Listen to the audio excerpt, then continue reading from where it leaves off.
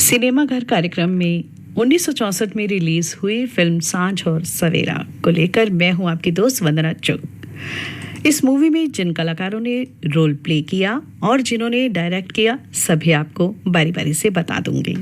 निर्देशक ऋषिकेश मुखर्जी, प्रोड्यूस किया Sevantilal Shah, production company SJ films, छायांकन जयवंत पठारे, संगीत शंकर जयकिशन का और गीत अपने दिए हसरत जयपुरी ने। और जिन कलाकारों ने रोल प्ले किया वो बता देती हूँ। मीना कुमारी गौरी के किरदार में, गुरुदत्त डॉक्टर शंकर चौधरी के किरदार में, महमूद प्रकाश के रोल में शुभा खोटे राधा, मनमोहन कृष्णा, पद्मा देवी को पद्मा देवी का ही नाम दिया गया। और इसमें थे जगदेव, हरेंद्रनाथ चट्टोपाध्याय राधा के मामा बने, ब्रह्म भारद्वाज, कन्नू राय, राशिद खान जो कि म्यूजिक शॉप ऑनर था, और प्रीति बाला और प्रवीण पॉल मनोरमा के किरदार में। अब कहानी शुरू होती है। जीवन में हर सांझ के बाद सवेरा होता है, इसी संदेश को लिए ये कहानी चलती है। मधुसूदन गौरी के घर से गौरी को लेते हैं। गौरी उनके दोस्त दीनानाथ की बेटी है जो अब इस दुनिया में नहीं है। गौरी मधुसूदन को चाचा कह के पुकारती है और उनके साथ चली जाती है। घर जब आते हैं तो गौरी को बताते हैं कि ये तबले की जो आवाज़ आ रही है ना, तो ये मेरा भांजा है, प्रकाश उसका नाम है, और वो तबला बजाता रहता है। गौरी चाय लेकर उसके कमरे में जाती है जहां वह एक महिला की आवाज़ सुनते ही घबरा जाता है और वहां से जाने को कहता है, क्योंकि उसके गुरु किया गया है कि 10 बजे से पहले किसी की सूरत नहीं देखनी। थोड़ा सा मजाक चलता है और गौरी को यहाँ आकर अपने पिता का और भाई का प्यार मिलने लगता है। और प्रकाश भी सारा काम घर का बहुत खुशी खुशी से करता है। गौरी भी इस घर में अपनापन महसूस करती है। यहाँ एक गीत बजता है।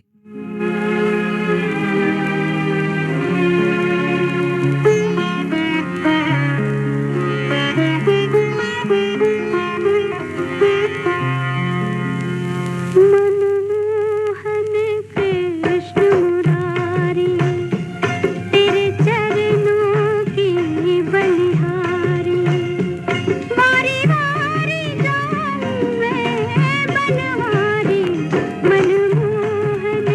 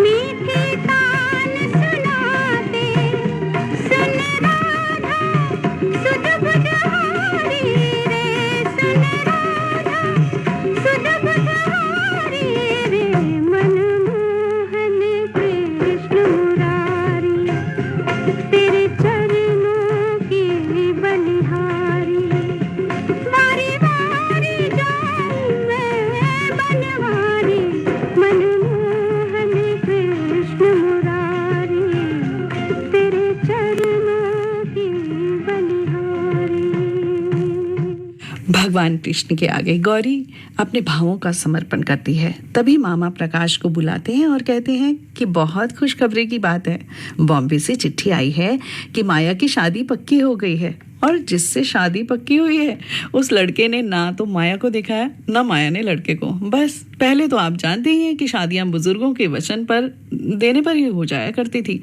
चाचा जी इस खुशी का श्रेय गौरी को दे रहे हैं कि उसके आने से खुशी मिली, और माया की शादी के बाद गौरी की शादी भी करना चाहते हैं, लेकिन गौरी अभी इच्छुक नहीं है। प्रकाश कहता है, तुम सेवा भाव के पीछे पड़ी रहोगी, तुम्हारे लिए तो कोई मैं बम बम भोले ढूंढ निकालूंगा। तभी दृश्य परिवर्तित होता है। अब गुरुदत्त, जो कि डॉक्टर शंकर नाम से जाने जाते हैं, केबिन से बाहर निकलते हैं। कोई व्यक्ति अपनी माताजी की तबीयत के लिए, जो कि अब ठीक हो चुकी हैं, उन्हें धन्यवाद देता है और कहता है कि यहाँ पर शंकर बाबू कहते हैं कि उनकी तबीयत को ठीक करने के लिए, उनको नई जिंदगी देने के लिए मैंने कुछ नहीं किया, ये जिंदगी दी हुई ईश्वर की है।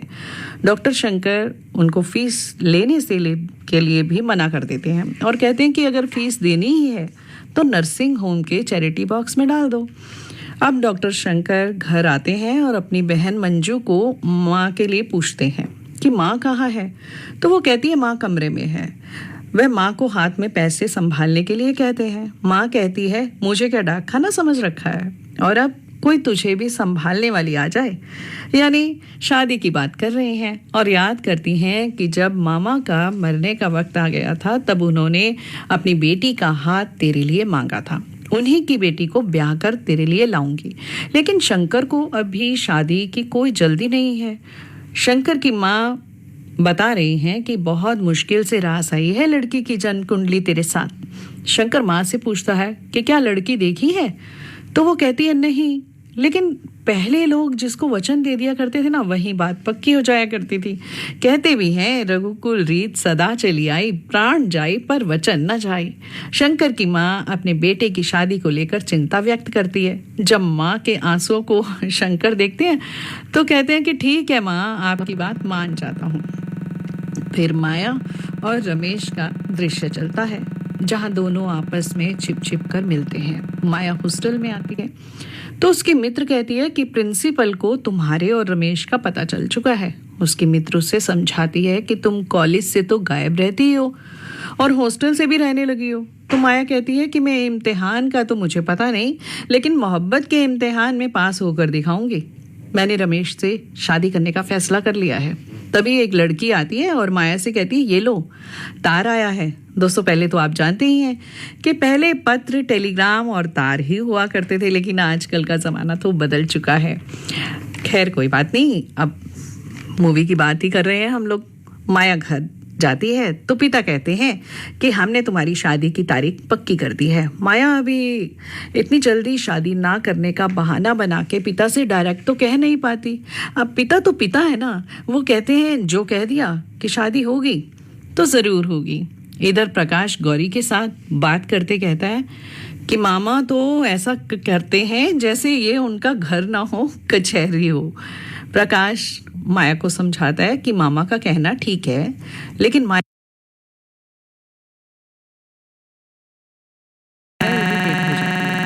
क्योंकि उसका अगले दिशा में शादी की तैयारियां शुरू हो चुकी हैं। सभी भाग दौड़ने लगे। अब मामा भांजे से यानी प्रकाश से कहते हैं कि ये लो, कार्ड लो और बांट कर आओ। प्रकाश को मिठाई का बड़ा शौक है। वह मामा से पूछता है कि मिठाई कौन कौन सी बनवा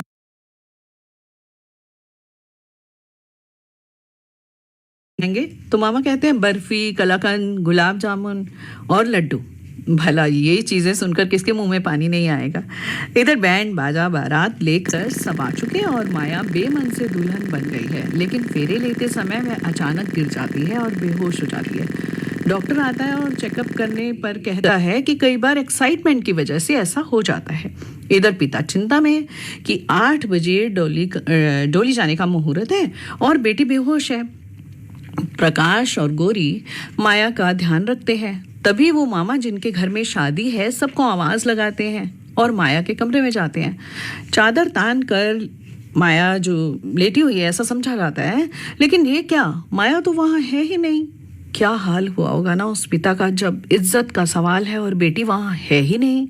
एकदम से सब मौन हो जाते हैं। प्रकाश पूछता है, मामा ये आपके हाथ में चिट्ठी कैसी? वो भी इस चिट्ठी को पढ़कर परेशान हो जाता है और पूछता है, मामा क्या होगा अब? गौरी की बात। गौरी भी बात जान जाती है और वो पिता कमरे में अपने आप को बंद कर लेते हैं। प्रकाश और गौरी परेशान हो जाते हैं कि कमरे में जैसे तैसे मामा को बुलाते हैं और जाकर उन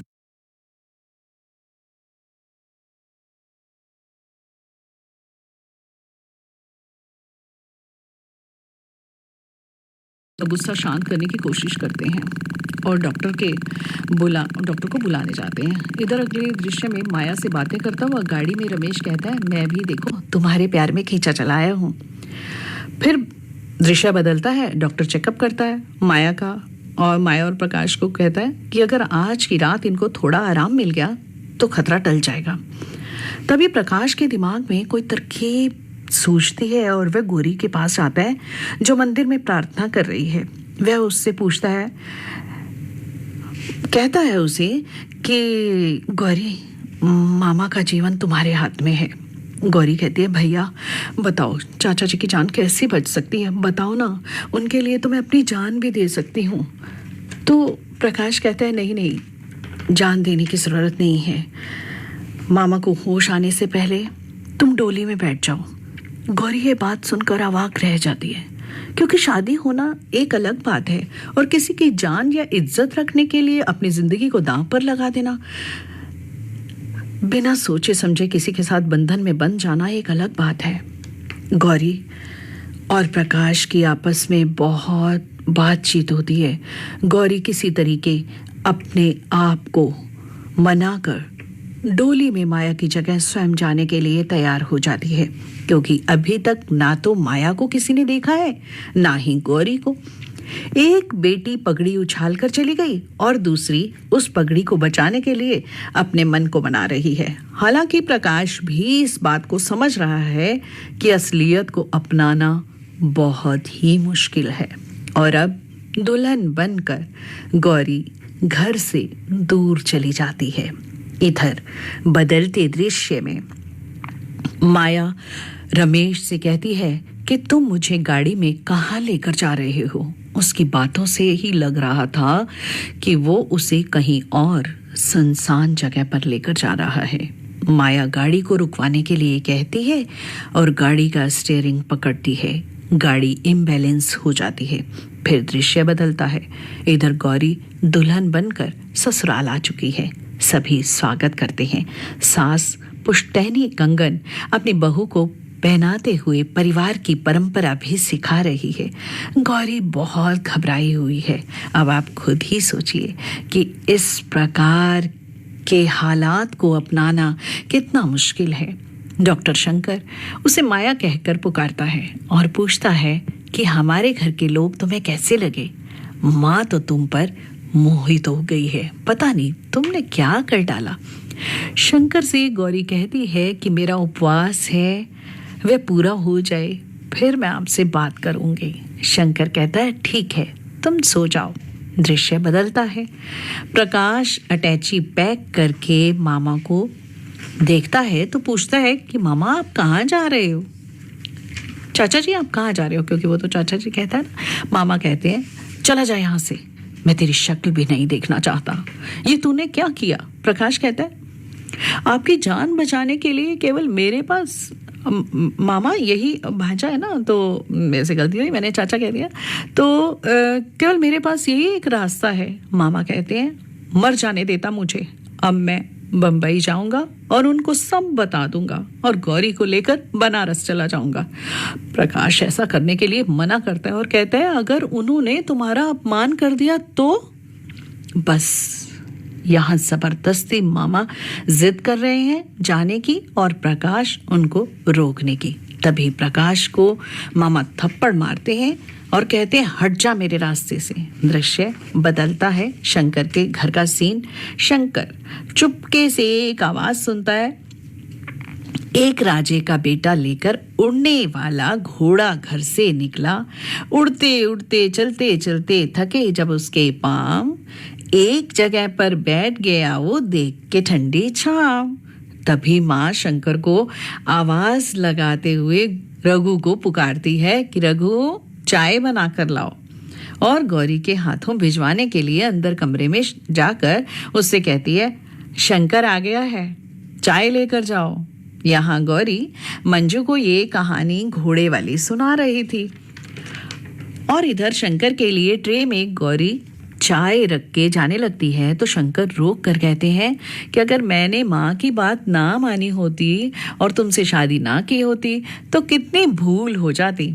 शंकर थोड़ी देर अपने पास बिठाकर गौरी से, जिसे वे माया समझते हैं, बात करना चाहते हैं, लेकिन वह हमेशा बात करने से घबराती है। इधर छिपकर शंकर मंजू को और गौरी को देखते हैं कि वो जाग रही है। अब शंकर जब ऑफिस से घर आते हैं तो वो माया से बात करना चाहते हैं, लेकिन वह बात करने से कतराती है। तभी उनकी सास आवाज लगाती है, देखो शंकर कौन आया है। वो देखते हैं कि प्रकाश आया है। प्रकाश को देखकर गौरी रोने लगती है क्योंकि अंदर उसके बहुत सारी बातें हैं, बहुत सारे सवाल हैं और प्रकाश गौरी की भावनाओं को समझ रहा है। इधर माँ शंकर से थोड़ा गुस्सा करके कह रही है कि बहू को मायके भेज दो, उसका भाई लेने आया है। शंकर कहता है कि चली जाए। माँ समझाती है कि तुम भी साथ जाओ और उसे छोड़ कर आओ। यहाँ अगले दृश्य में शंकर गौरी से कहते हैं कि तुम जाओ, लेकिन जब तुम्हारा मन मुझे चीत्कार करके स्वीकार कर लेना तब तुम्हें लेने आऊंगा। गौरी मायके आने पर अपने चाचा जी से मिलकर बहुत रोती है। चाचा जी कहते हैं कि मैं चिट्ठी लिखकर उनको सारी असलियत बता दूंगा। तभी प्रकाश मना करके कहता है कि शंकर बाबू हमारे साथ आए हैं और मैं उनको डॉक्टर वर्मा के घर छोड़कर आया हूँ। इधर प्रकाश अपने मामा को समझा रहा है कि माया तो भाग गई, लेकिन गौरी को माया बनाया जा सकता है। दो जीवन बर्बाद होने से बच जाएंगे। इधर गौरी से चाचा जी बात करते नजर आते हैं। चाचा कहते हैं माया मेरे लिए मर चुकी है। शंकर जब तुम्हें अच्छी तरह पहचान लेगा तो सब ठीक हो जाएगा बिटिया। तब डॉक्टर शंकर चाचा जी के पास जाते हैं और चाचा कहते हैं कि बेटा एक जरूरी बात करनी थी। माया शादी वाले दिन बेहोश हो गई थी, उसके बाद सुबह चली गई। शादी की रस्म तो अधूरी रह गई, तो मेरी इच्छा है कि इसी शहर में विश्वनाथ का मंदिर है, वहां शादी कर लो तो ये रस्म पूरी हो जाएगी। हालांकि तुम्हारे लिए ये बात वहम वाली होगी, लेकिन मेरी इच्छा पूरी हो जाएगी। शंकर बाबू हामी भर देते हैं और फिर मंदिर में एक दूसरे को गौरी और शंकर माला पहना देते हैं। दृश्य बदलता है और फिर यहाँ गाने की आवाज आती है। वो सांझ और सवेरा, यही है वो सांझ और सवेरा, जिसके लिए तड़पे हम सारा जीवन भर। यही है वो सांझ और सवेरा, यही है वो सांझ और सवेरा, यही है वो सांझ और सवेरा, जिसके लिए तड़पे हम सारा जीवन भर। यही है वो सांझ और सवेरा।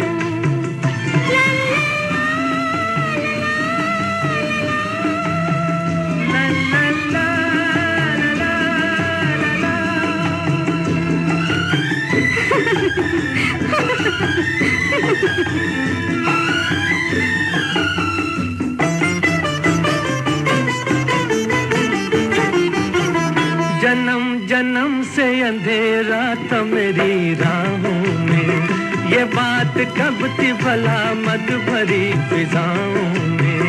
सबा बहार के डोले में तुमको लाई है, कि आज सारी खुदाई है मेरी बाहों में। चला गया गम का वो अंधेरा, मिलन हुआ प्यार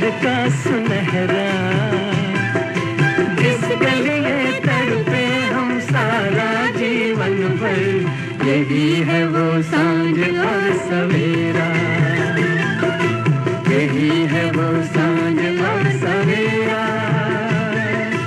यही है वो सांझ और सवेरा, जिसके लिए तड़पे हम सारा जीवन भर, यही है वो सांझ और सवेरा।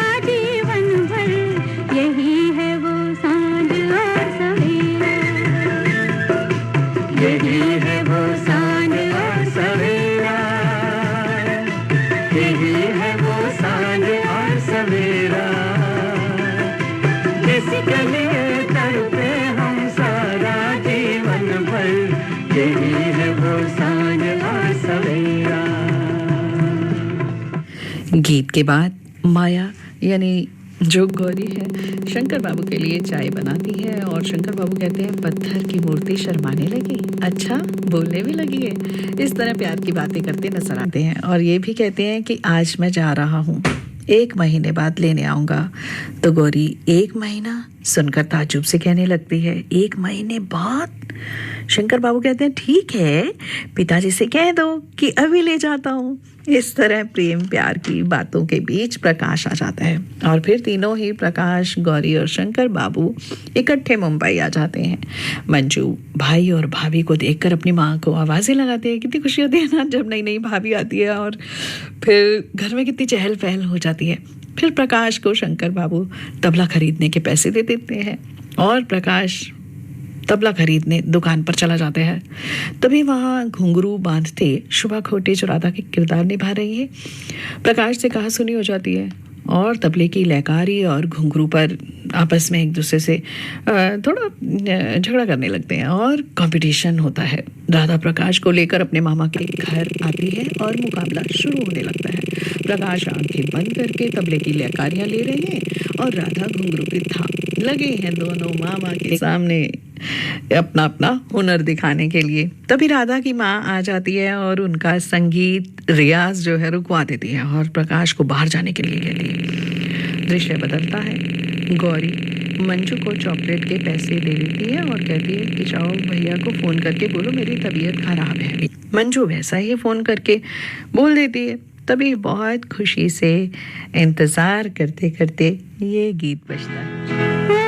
सजना मेरे घर अंगना, ओ सजना मेरे घर अंगना, मुस्काते ना मन भाते ना तेरे प्रीत बिना, ओ सजना मेरे घर अंगना।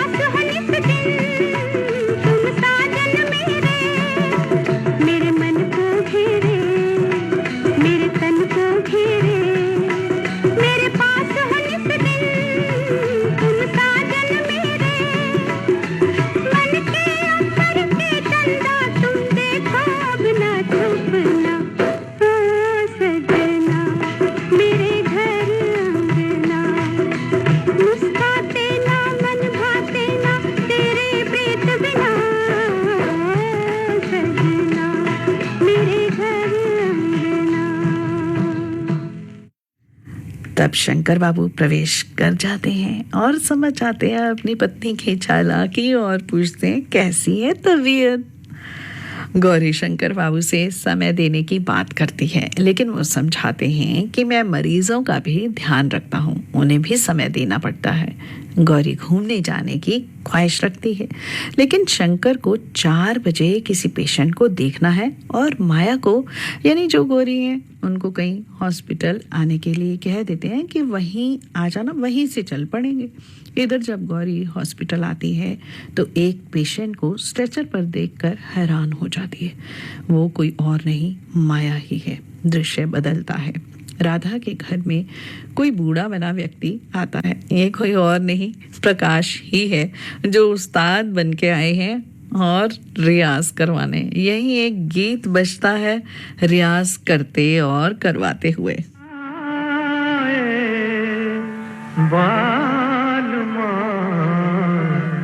सावन बीता जाए, आए रे सावन बीता जाए। आज बाल सावन बीता जाए, हाय रे सावन बीता जाए।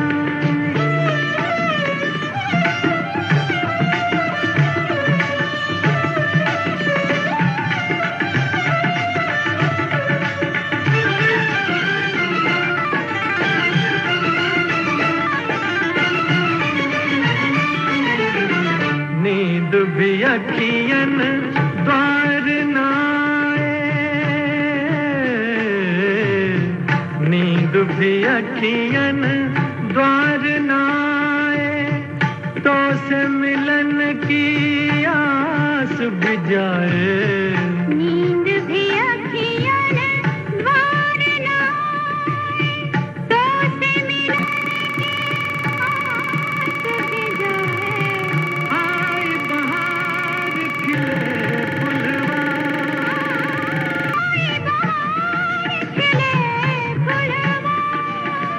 आए बहार खिले फुलवा, मोरे सपने कौन सजाए। आज बाल माय सावन बीता जाए, हाय रे सावन बीता जाए।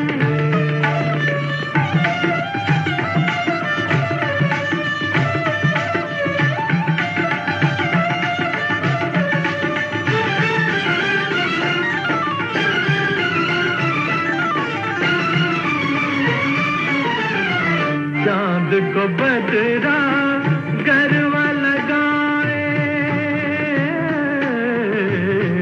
चांद को बदरा गरवा लगाए, और भी मोरा मन ललचाए।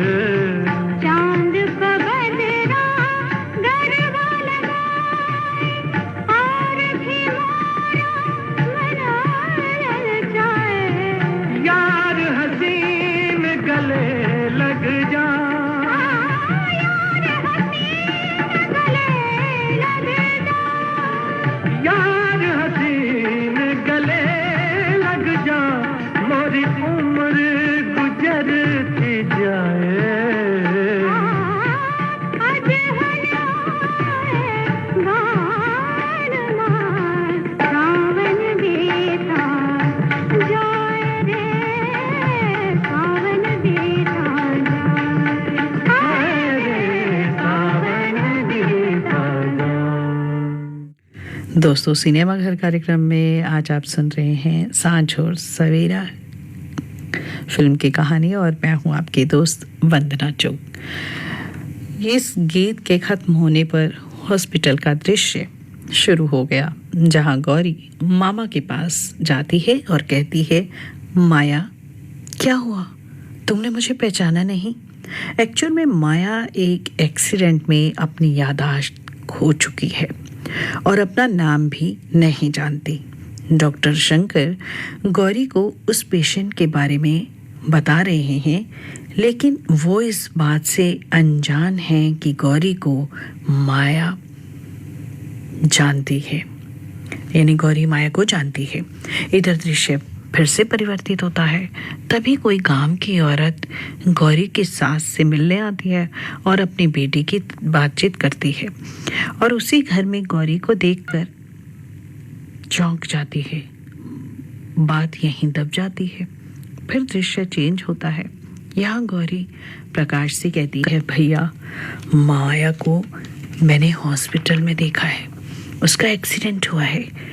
परेशान हताश गौरी रो रही है। अब उसे ऐसा लग रहा है कि जैसे परेशानियां उसे घेर कर बैठ गई हैं। तभी डॉक्टर शंकर आ जाते हैं और पूछते हैं कि कहाँ जाने की तैयारी हो रही है।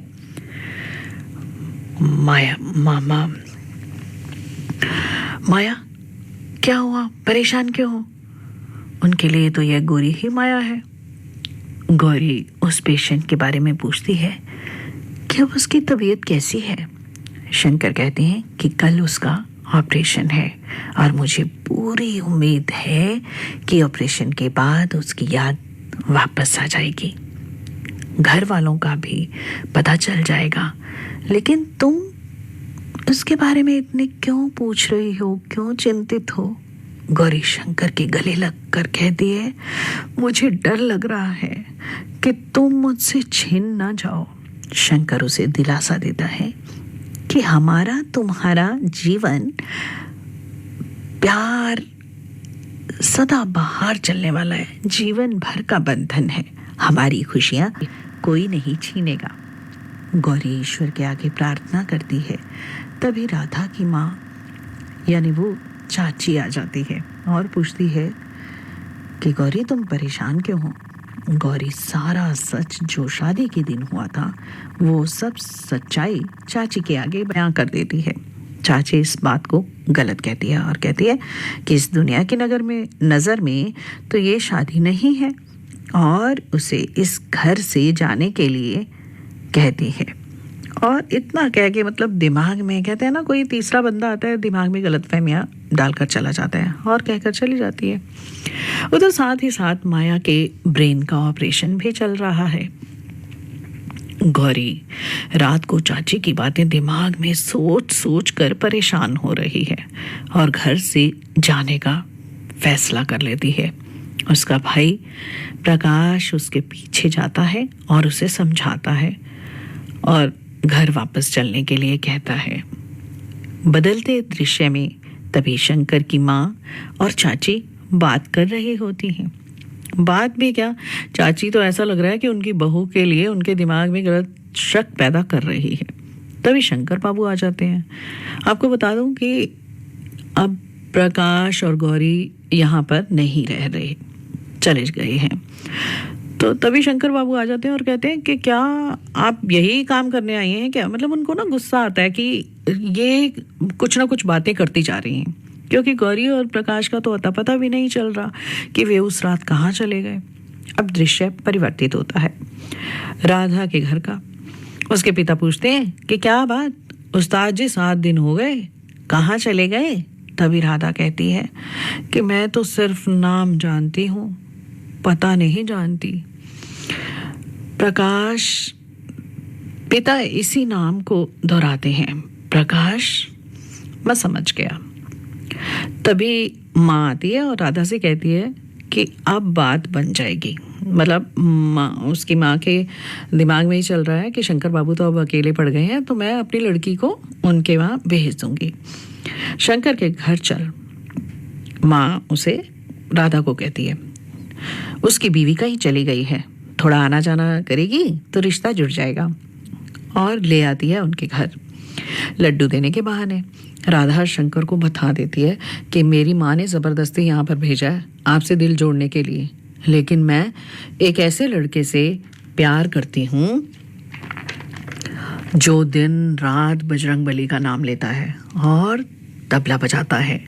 शंकर बाबू को समझते देर नहीं लगती, उससे नाम पूछते हैं तो राधा बताती है, हाँ प्रकाश है उसका नाम, ये हमारे दूर के रिश्तेदार हैं।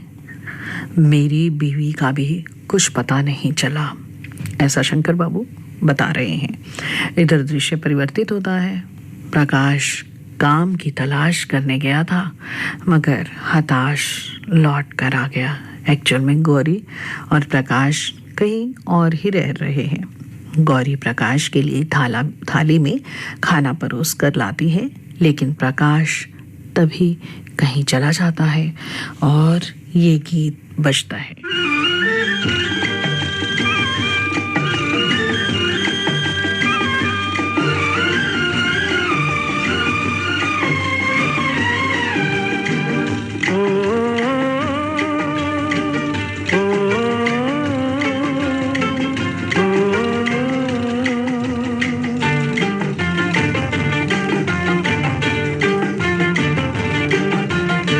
जिंदगी मुझको दिखा दे रास्ता, जिंदगी मुझको दिखा दे रास्ता, तुझको मेरी हसरतों का वास्ता, तुझको मेरी हसरतों का वास्ता, जिंदगी मुझको दिखा दे रास्ता, जिंदगी मुझको दिखा दे रास्ता।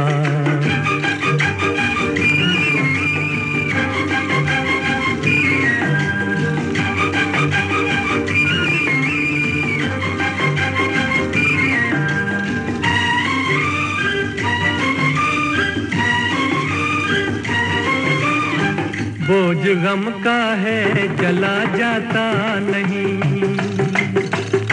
बेकसी का दुख सहा जाता नहीं, सारा आलम अजनबी है क्या करूं, उलझनों में कुछ नजर आता नहीं।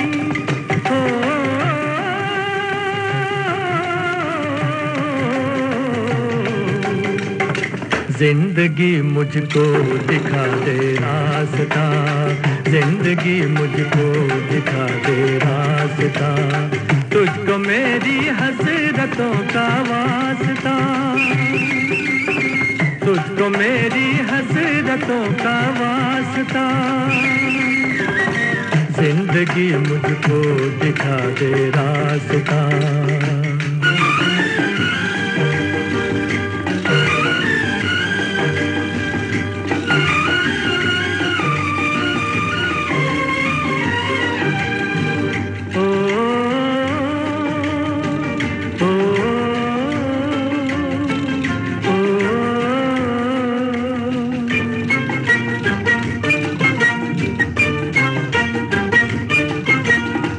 मैं कहीं थम जाऊं ये आदत नहीं,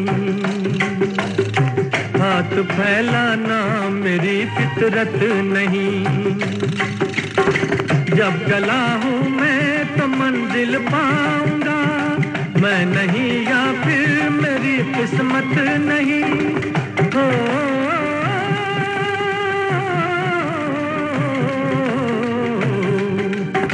जिंदगी मुझको दिखा दे रास्ता, जिंदगी मुझको दिखा दे रास्ता। जब इंसान परेशान होता है ना तो अपने आप से यूं ही बातें करता रहता है। गीत के बीच में ही प्रकाश को कोई ना कोई पैसा दे रहा है, लेकिन फिर भी प्रकाश को तकदीर और कर्म पर पूरा भरोसा है। गौरी से जाकर कहता है, देखो संगीत सम्मेलन में गया था, मुझ पर तालियां बजी और इनाम भी मिला। गौरी समझ जाती है हाथ में पैसों की रिश्तेदारी देखकर कि ये और कुछ नहीं, लोगों की मिली भीख है। दृश्य बदलता है। माया का ऑपरेशन हो चुका है। डॉक्टर उससे उसका नाम पूछते हैं। डॉक्टर उसे कहते हैं, थोड़ा दिमाग पर जोर दो।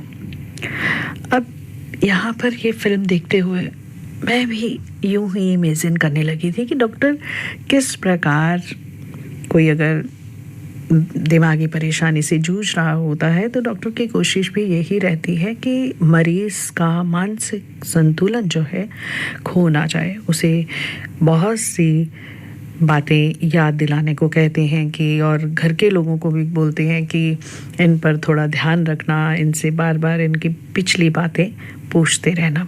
तो यहाँ भी डॉक्टर वही काम कर रहे हैं। और उसे इतना तो याद आ जाता है कि माँ से कुछ है। डॉक्टर बहुत सारे नाम उसके आगे बोलते हैं, फिर अंत में माया। तो वह एकदम ये सुनकर चकराने लगती है और फिर दृश्य बदल जाता है। प्रकाश और गौरी जहाँ रह रहे हैं वहाँ उस घर का मालिक भाड़ा यानी किराया लेने आता है। प्रकाश बीमारी का नाटक करता है। तभी वहाँ देखा जाता है कि रात के अंधेरे में गौरी का पीछा कुछ गुंडे कर रहे हैं। वह अपने आप को बचाने के लिए अचानक किसी की चौखट के आगे गिर जाती है। इधर राधा ने प्रकाश को उसी बस्ती में अचानक देखा था, तो वह शंकर बाबू को बताती है कि उसने प्रकाश को देखा। वे राधा के साथ उसी बताए हुए रास्ते पर बस्ती में जाते हैं, लेकिन वहां कुछ भी अता पता नहीं चलता। तभी सब हॉस्पिटल में माया नाम से डॉक्टर शंकर खोजबीन शुरू कर देते हैं, लेकिन कोई पता नहीं चलता। अचानक एक जगह हॉस्पिटल में माया नाम से पता करते हैं, तो जब वहाँ से निकल रहे हैं हॉस्पिटल के आगे से, तो उन्हें एक कमरे से गौरी की यानी माया की आवाज़ आती है, जहाँ नर्स उससे उसके होने वाले बच्चे के पिता का नाम पूछती है, लेकिन वो बताने से मना कर देती है कि अब तो इस बच्चे के माता पिता मैं ही हूँ, और फिर रिश्तेदार प्रकाश का नाम लिखवा देती है। जैसे ये आवाज़ बाहर खड़े डॉक्टर शंकर सुनते हैं ना, तो गुस्से से दिल मिलाते हुए वहाँ से निकल जाते हैं। इधर माया, जिसकी ब्रेन सर्जरी हुई है, वह प्रकाश को डॉक्टर शंकर के हॉस्पिटल में देखकर दिमाग पर जोर डालकर चिल्लाने लगती है। अब प्रकाश और डॉक्टर शंकर के यहाँ मुलाकात होती है। डॉक्टर शंकर कहते हैं, यहाँ क्या करने आए हो? माया मेरे लिए मर चुकी है। अब कोई भी इंसान इतनी गलत फहमियों का शिकार हो जाएगा तो आप जानते ही हैं कि उसका क्या हाल होता है। तो गुस्सा तो आता ही है, क्योंकि वो सच्चाई से दूर है। प्रकाश को डॉक्टर शंकर डांट लगाते हैं कि तुमने माथे पर इतना बड़ा कलंक लगाकर कैसे हिम्मत की यहाँ आने की। प्रकाश सच्चाई से रूबरू करवाना चाहता है, लेकिन डॉक्टर शंकर कुछ सुनना नहीं चाहते और हॉस्पिटल से गुस्से से बाहर निकल जाते हैं। इधर नर्स आवाज़ लगाती है, मतलब वहाँ पे डॉक्टर शंकर प्रकाश को हॉस्पिटल से बाहर निकाल देते हैं। इसी दरमियान नर्स आवाज़ लगाती है कि जिस पेशेंट की सर्जरी हुई थी उसकी तबीयत खराब हो रही है। डॉक्टर साहब उस पेशेंट को कूल एंड काम करते हुए पिता का नाम पूछते हैं, तो वह वकील मधुसूदन बताती है। डॉक्टर शंकर नाम सुनकर चौंक जाते हैं। यहाँ पर मैं सब डॉक्टर्स का शुक्रिया करूँगी कि कितने तहे दिल से जुड़कर अपने जब वो कोई काम करते हैं, कोई पेशेंट को देखते हैं, कोई सर्जरी करते हैं, तो उस समय वो अपने परिवार और घर के सदस्यों को सबको भूलकर कितना डिवोशन से काम करते हैं। मैं सलाम करती हूँ। और यहाँ गौरी हाथ में बच्चा लिए ये गीत गाती है।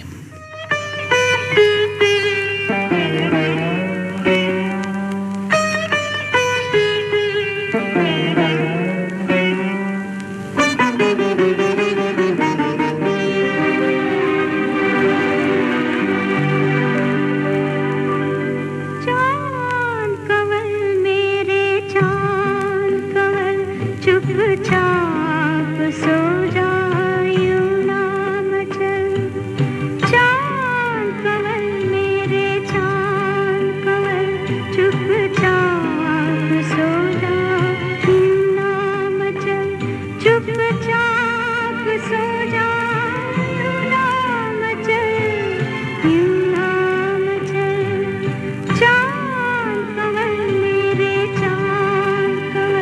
चुपचाप सो जाए नाम चल।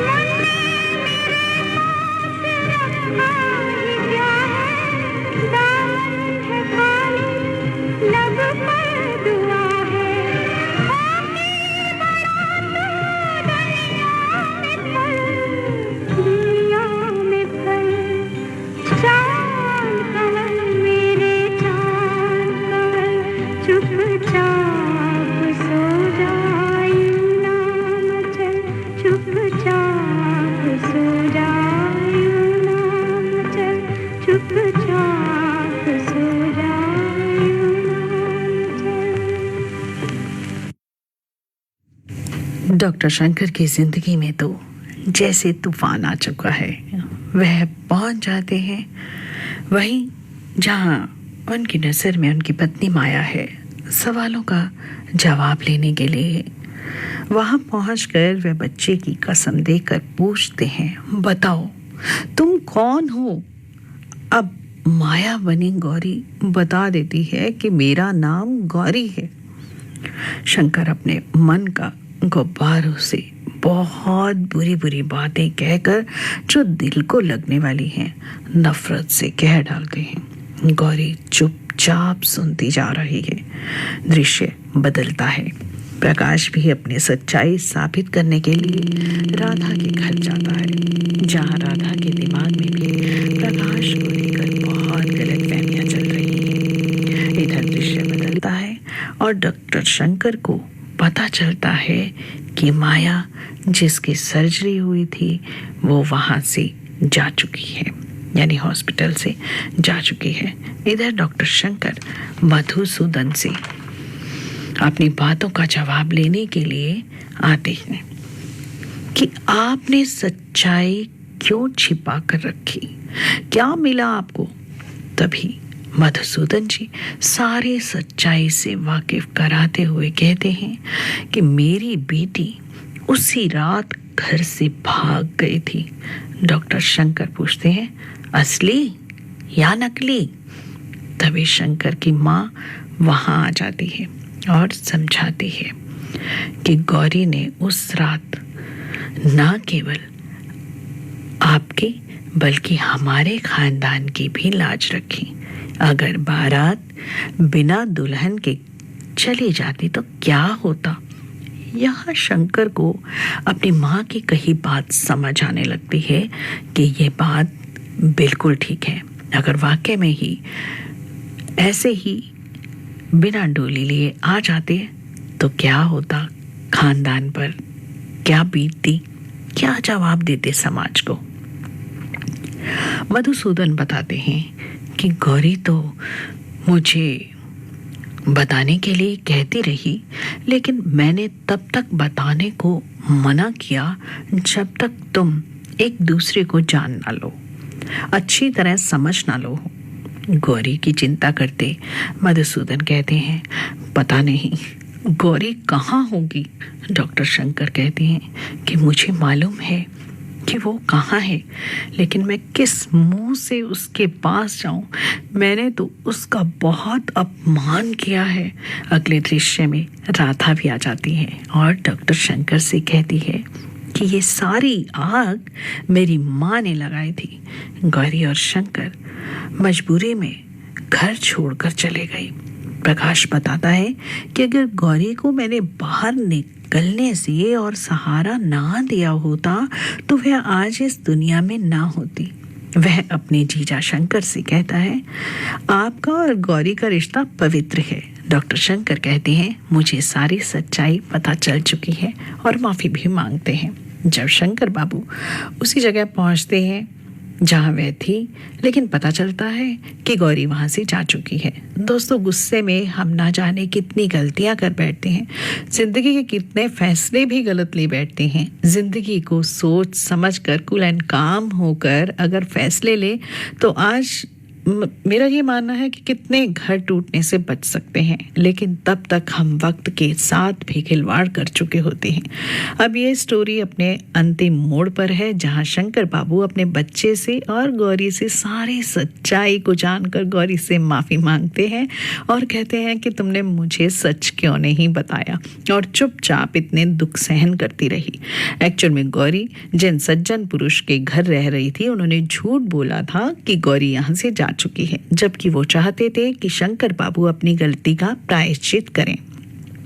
और यहाँ पूरे परिवार का मिलन हो जाता है। प्रकाश बच्चे के रोने की आवाज़ सुनता है, जो कि उसी का ही बच्चा है।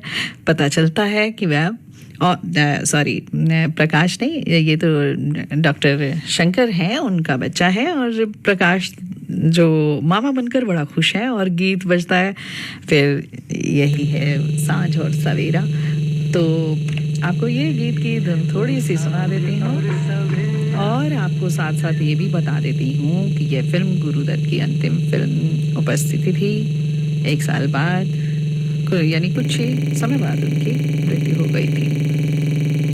ये वो सांझ और सवेरा, यही है वो सांझ और सवेरा, यही है वो सांझ और सवेरा, जिसके लिए तड़पे। इस फिल्म को देखते हुए मैं इस बात के लिए सोच रही थी, बहुत बार हम गलत फहमियों के शिकार हो जाते हैं, एक दूसरे की बातों को सुन लेते हैं, लेकिन ऐसा होना चाहिए कि जिससे हमारी कोई बात या खफा हो गई है तो हम डायरेक्ट उससे ही बात कर लें, तो इतना कोई लड़ाई झगड़ा किसी से हो ही ना।